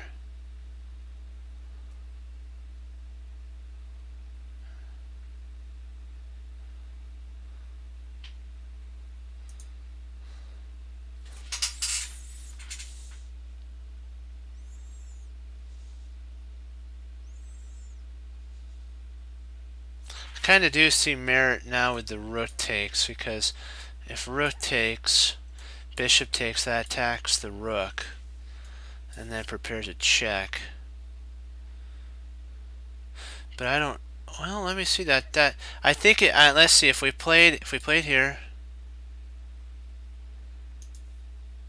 Yeah, because I think that's. Well, let's see. I think you're right on that because of.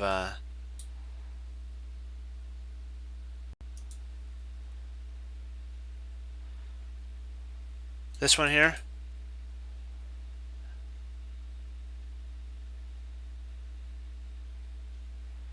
Is this the one you guys are talking about that you like? Because I won't move. I think I moved too fast.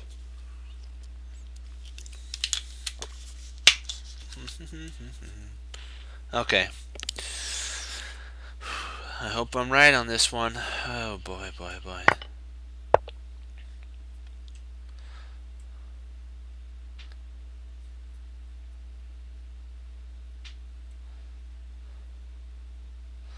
Let's see.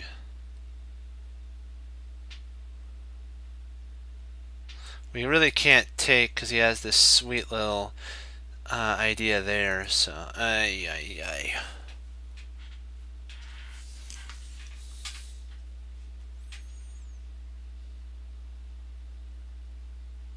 Or can we take? I don't know.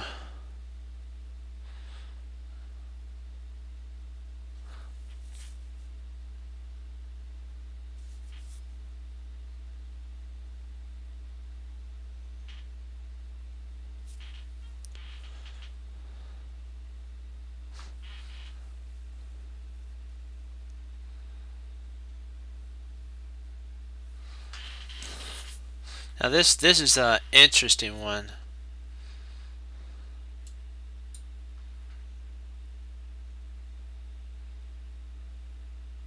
I think that's right. Yeah, there we go. Nice. You guys see this? I'll work it out for you. Okay, this if we play here, queen takes, okay? Rook takes, check. Let's say that the king moves up first. Rook takes. Let's say the king moves here. Rook slides over. The Arabian mate. You gotta love it. That's so nice. Nice. That is so nice. We either win the queen. Oh, that is such a nice move. Did you guys see that? That is so cool. What do you guys think? I think I think that's correct. That is a deep move. Good find. Is everybody in agreement on that? I'm in agreement on it. It ends up. I think it's, let's see, 1, 2, 3. It's like a 5 move deep. Let's go for it.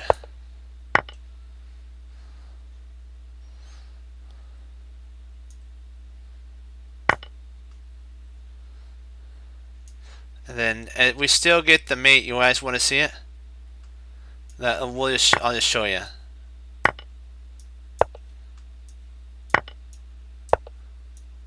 Boom, baby. You gotta love that. You gotta love it. Smack.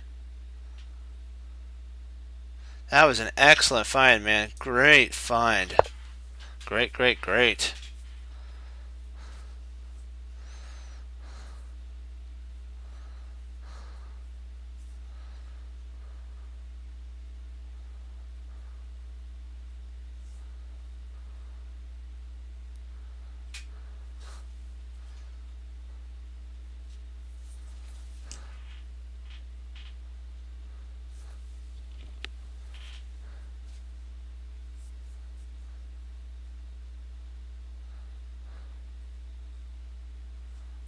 You're funny.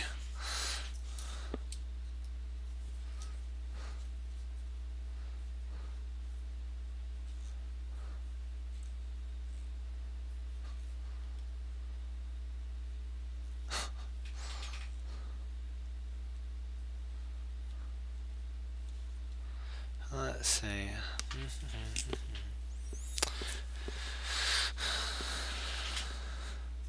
That's the nice thing about a game when you have 2 pieces for a rook, these 2 pieces tag team really good.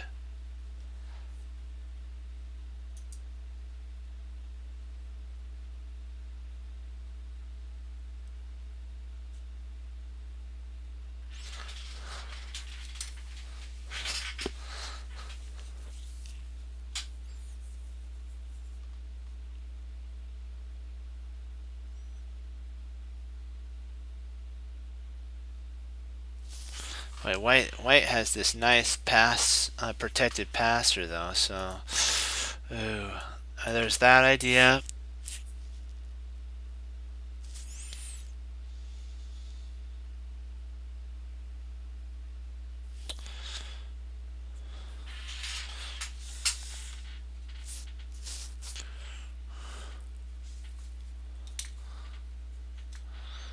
Let's see here.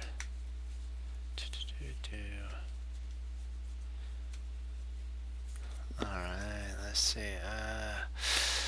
Boy. There's that, and there's a knight move here. That's an idea.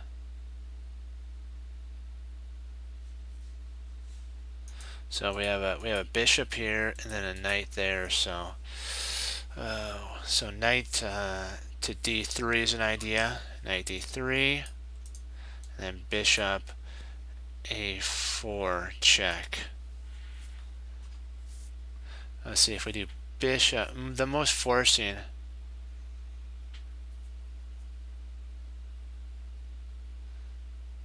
Yeah, that's right. It does trap it. Yeah, nice. Yep, that's the move. Are you guys in agreement on that? Because this takes away that square, attacks the rook. All the squares are taken away. Here. This knight takes away that square. The bishop takes away that square and that square. So there's no squares for this rook to retreat to. Well, I guess there is. There might be. Because he can't. Nope. Let's see if he retreats up there. Here. There. Huh. Oh, he only has 2. No, he can't. Oh, I was wrong. Sorry. Only rooks. He has that. You're right. That is trapped. For some reason, I was like thinking queen. That was weird. You're right. That's it. Yep.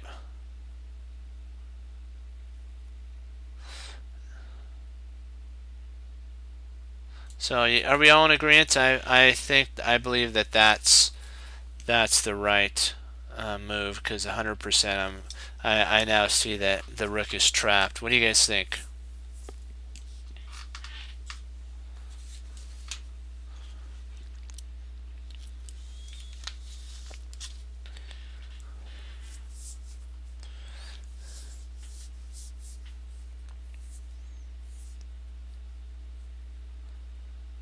All right, let's do it. Everybody's in agreement.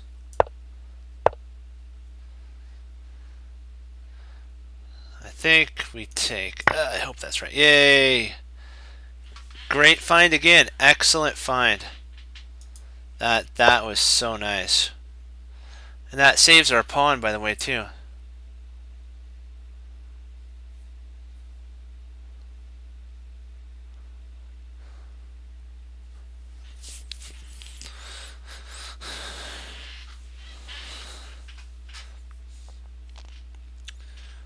Let's see here.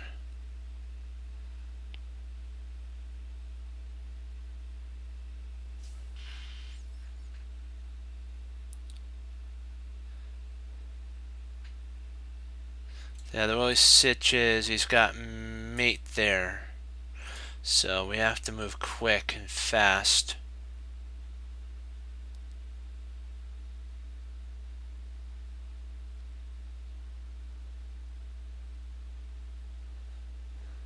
That is fast.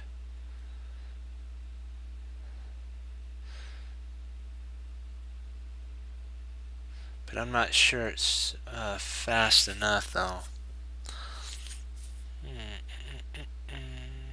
Well, maybe. No, don't. Drat, that isn't fast enough.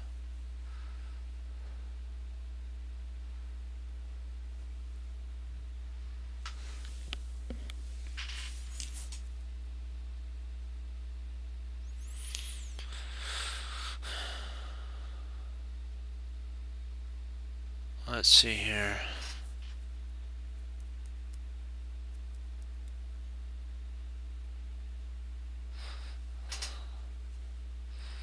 Say check.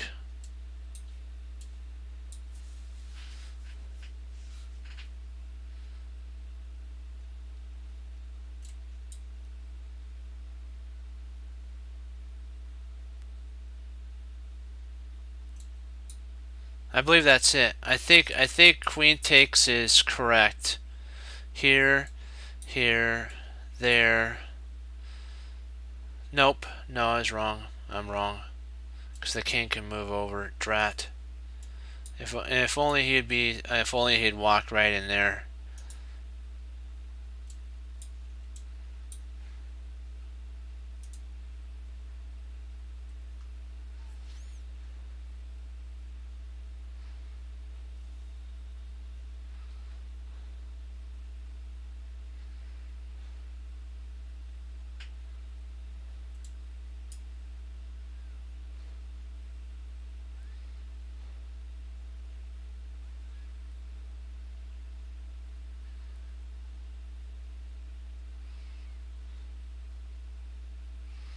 I think that is. Let's recalculate that. That might be the move. Let's see here.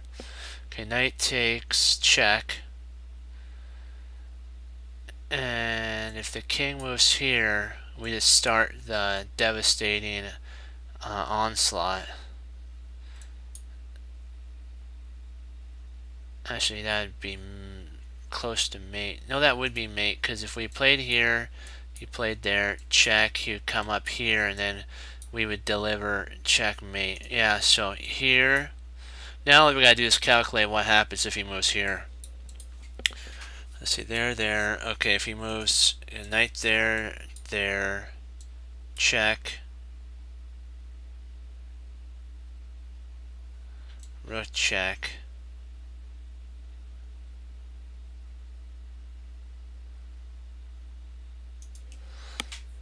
Not sure if knight. We have to do like what you guys are saying. One of them has to be a check for sure, for sure. It's just which check do we deliver?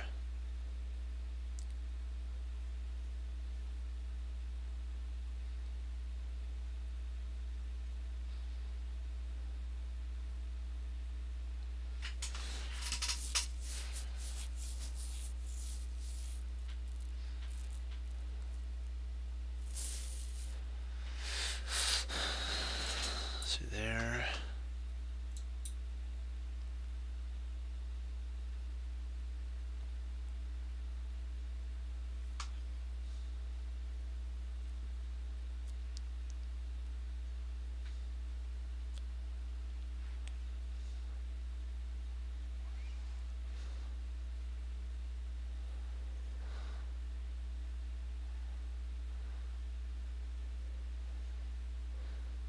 The only stitch about the knight move, guys, is he's threatening mate. He's actually threatened mate in 1. So we have to make our moves fast. So I'm thinking that knight takes check, comes over, queen to h6. That threatens checkmate because the knight and the queen guards the square. And if he takes here, we take, and we have mate. What do you guys think?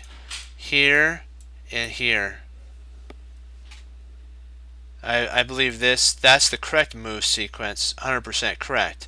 If he moves here, we move our queen there, guards that, threatens mate. What do you guys think? I know that's 100% right. This is 100%. So let's give it a go. And then now I believe that's the move. Let's give it a shot.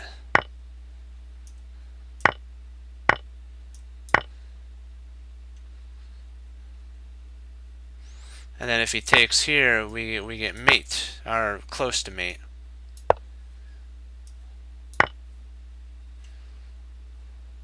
Mate and 11, so we do have mate.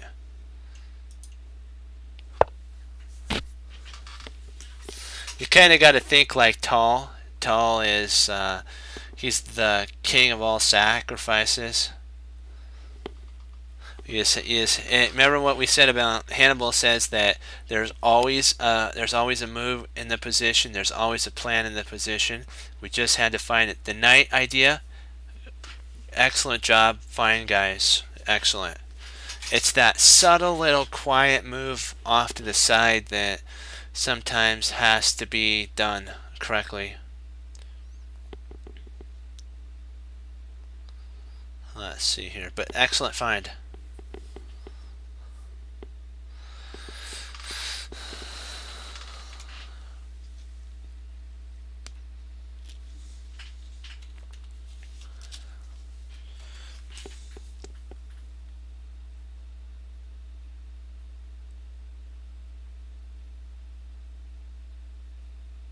Let's see, what do we got here? So we got this bishop attacking our knight.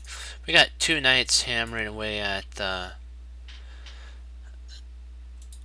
nice little f2 square. So it's too bad this guy wasn't here. We'd totally dominate.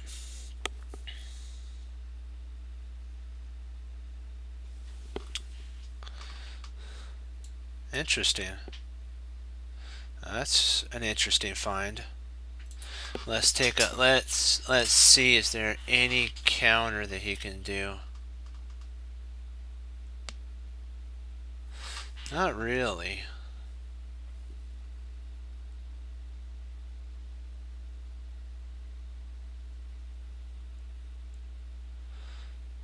Yeah, the queen's gotta move, then you win. Well, wait.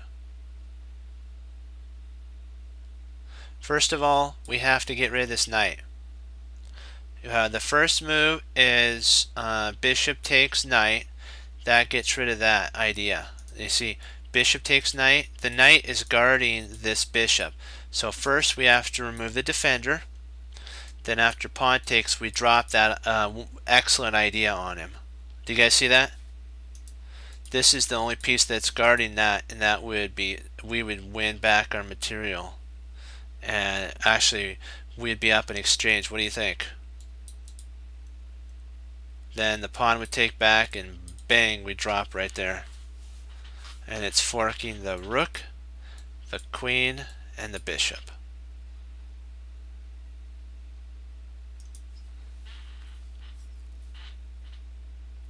What you guys think? Yeah, we're all in agreement on that. Let's go for it.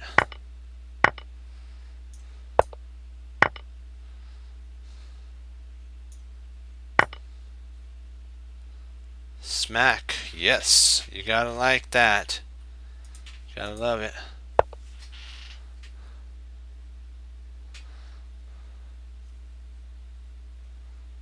Oh wait, H4. Hold on. Let's take a look at that first.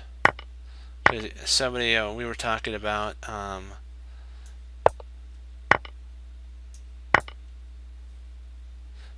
what H4?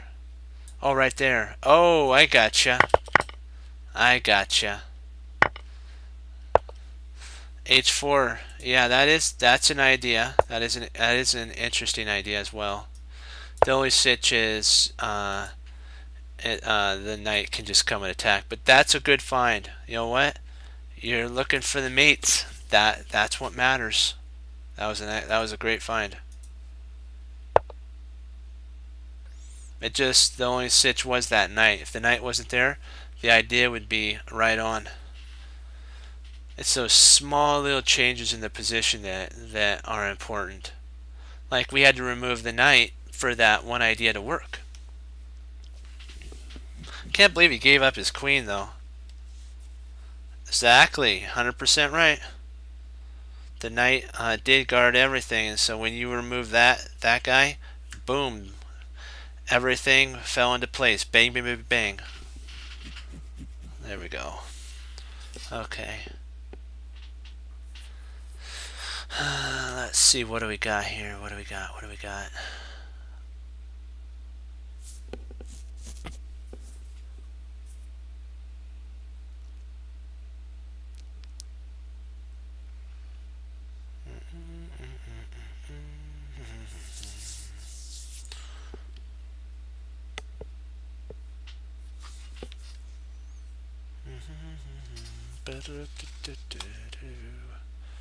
Let's see here. We have a potential. We have here, here, there. So that's not what we want.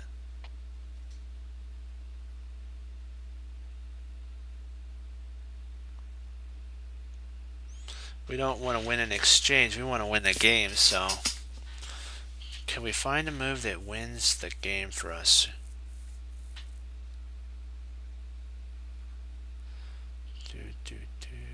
Let's see here.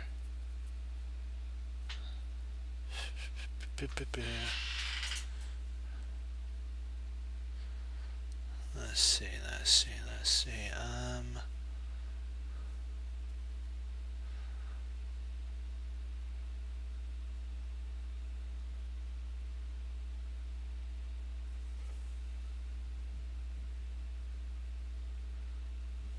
I believe that this right here is the move.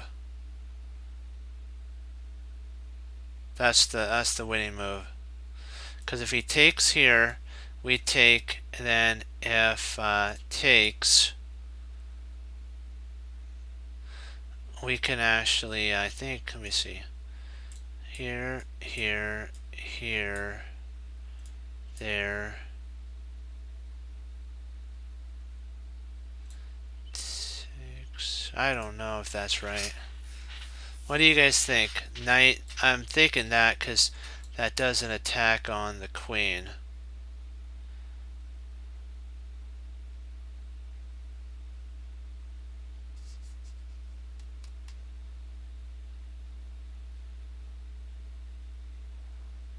Yep, we did. We're doing it.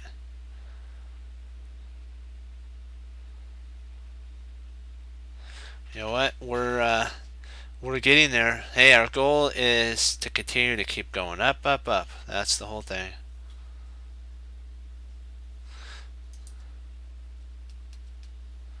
I'm trying to see if that's right. I'm not sure for sure.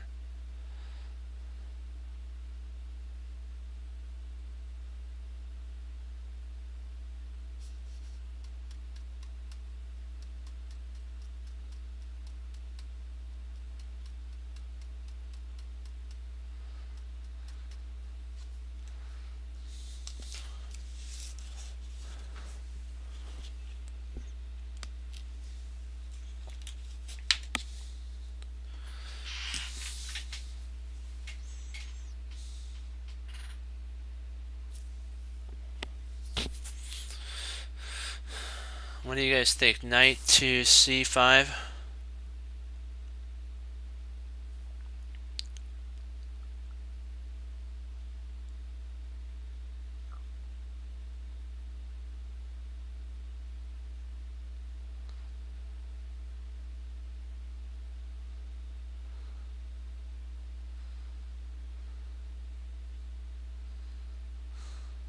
Not sure if that's 100%.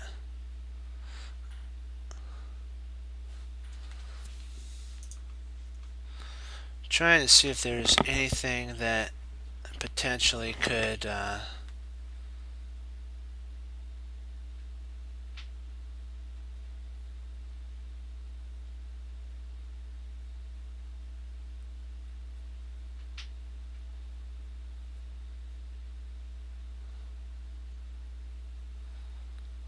oh, interesting.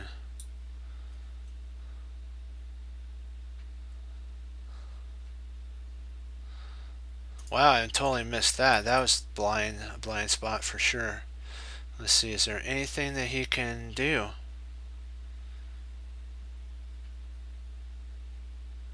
No.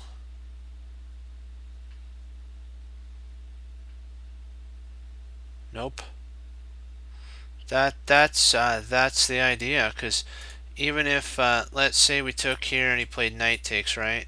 We still have rook takes there, and then we can always protect our bishop with our king. What do you guys think?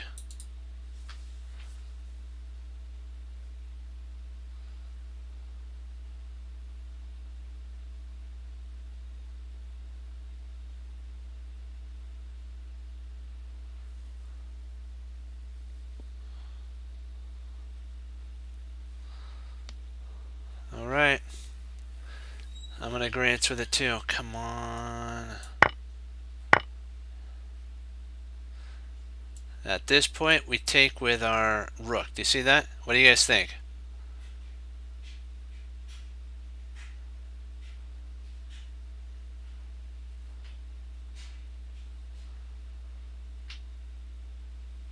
Is everybody in agreement with that? I'm hoping that's right. I believe that's the only move that is correct. Oh boy, boy, boy, boy, boy, boy. I'm trying to think, is there any counters that he can do? Let's see, if we move there, queen moves. Queen has to move somewhere.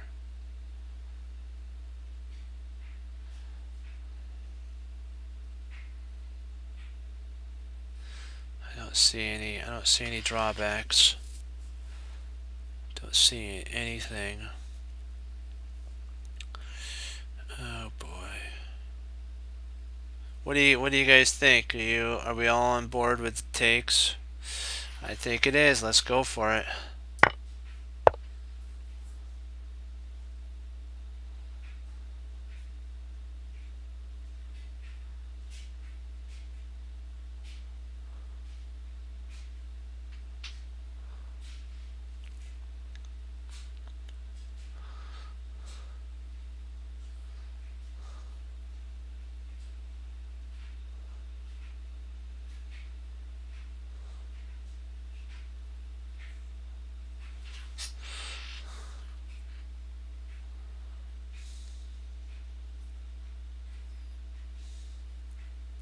I think we got to take. What do you guys think?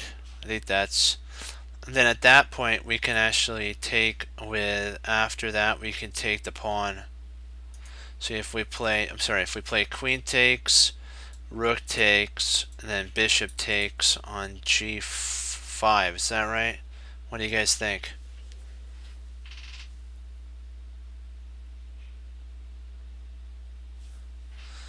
Everybody in agreement?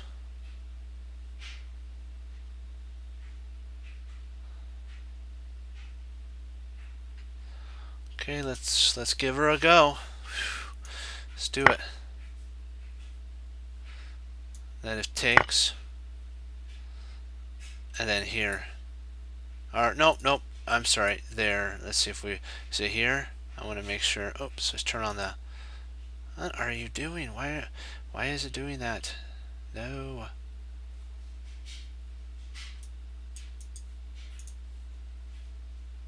Uh-oh. Come on.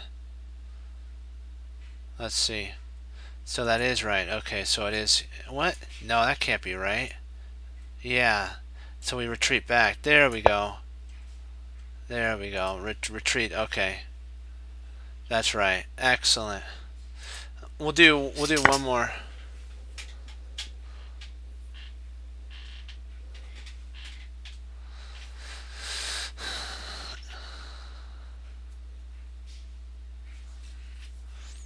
I will do one more. Then I gotta log for the night.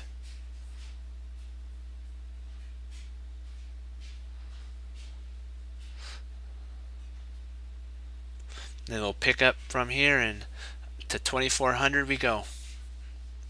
We'll find. I know we can find this. We got this one.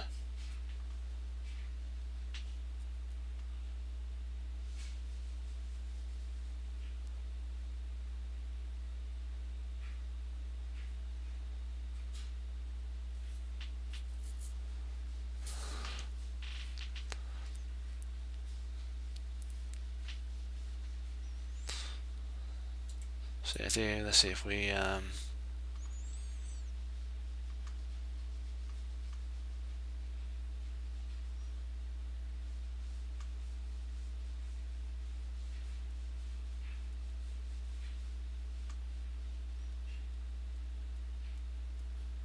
think we're forced to either take or move.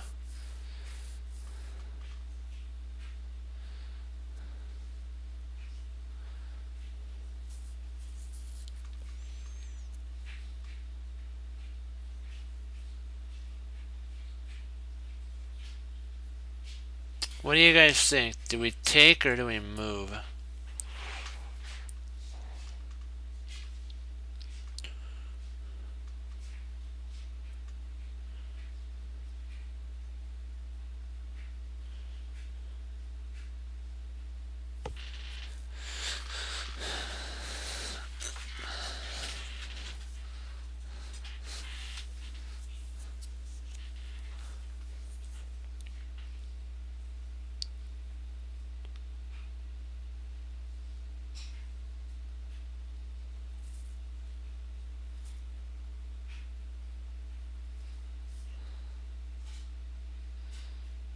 Okay.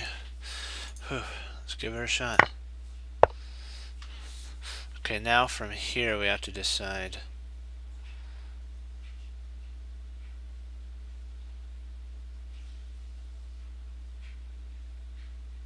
I don't think we can go F1 because he's got this lovely idea of queen to F6. So I believe G1 is either G1's the idea. That's just what I'm thinking. What do you think?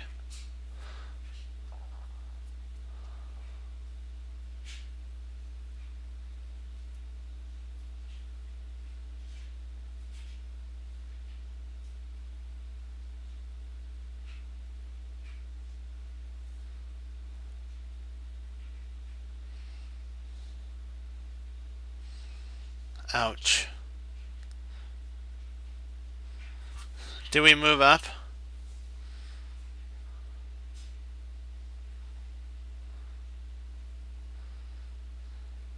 We could just move back here. No, that's bad too. Well,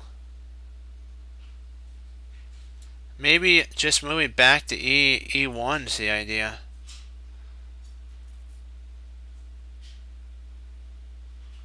There's actually five places we can go to. Oops, my bad. Here, there, and there.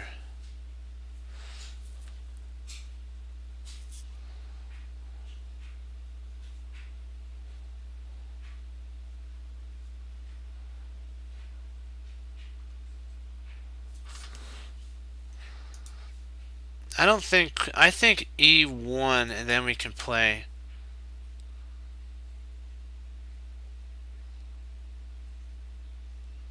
What do you guys think? E1? Because if he tries to do, I'm sorry, if he goes E1, if he tries to check, we just block.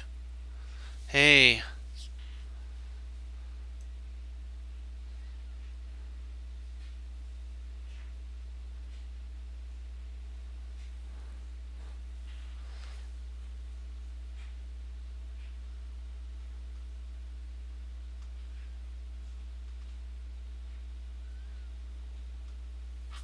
Well, let me see.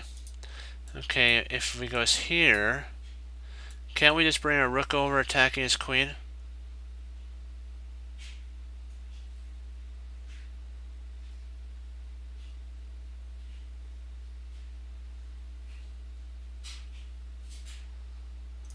See, here, here, after the queen moves, and where does the queen go at that point? Or maybe even better is after here, we can actually take with our knight. And that attacks the queen. What do you guys think?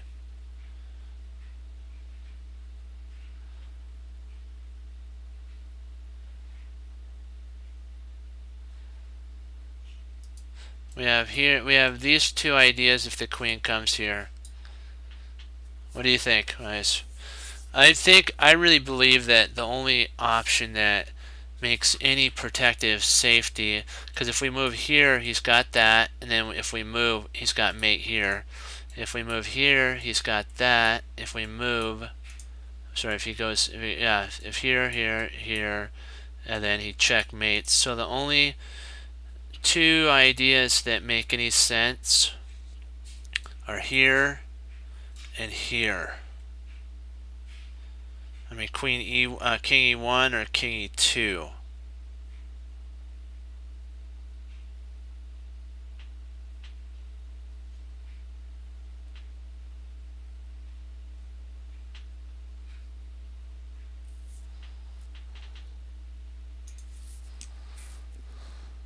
Are we in agreement with King E1, guys?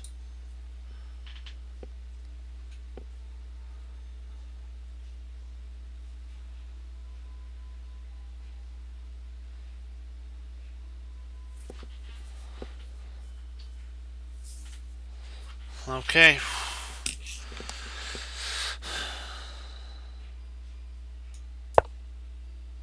All right. Well, with that, what's the refute for? Let's take a look.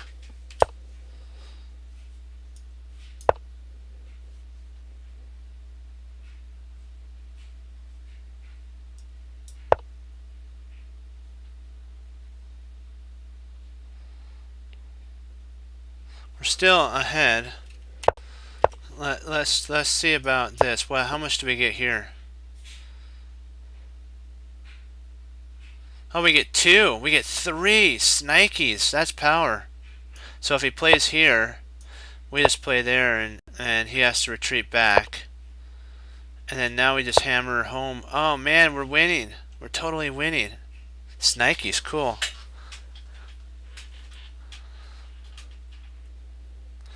Yeah. So, well, with that, guys, I do have to log. I appreciate that you all came on. You listened. You asked questions. That's what this channel is about. Stream's about learning. And so, continue to do good. So, as Wesley So says, serve the Lord Jesus. I say, guys, God bless, and I'll see you next time on Chess Cruncher TV. If you like what you see, click follow.